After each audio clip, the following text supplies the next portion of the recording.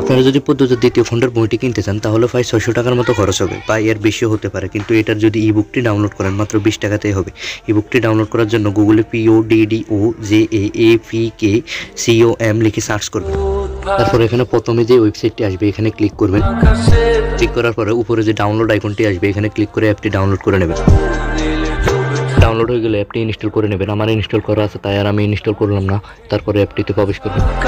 প্রথম অবস্থায় ঢোকার পরে অ্যাপটিতে পুরো অংশই থাকবে, মানে পুরো বইয়ের অংশটিই থাকবে। আপনি যদি প্রথম পর্ব পড়িয়ে থাকেন তাহলে দ্বিতীয় পর্ব চালু করার জন্য অবশ্যই সেটিং আইকনে ক্লিক করে দ্বিতীয় পর্ব, এখানে একটা টগল আছে ওই টগলটা অন করে দিলে শুধু দ্বিতীয় পর্বেই থাকবে, প্রথম পর্বে চলে যাবে।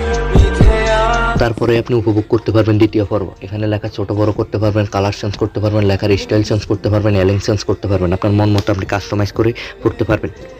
যতটুকু পড়বেন ততটুকু পর্যন্ত সেভ থাকবে, এই সিস্টেমও করা আছে এই অ্যাপটিতে।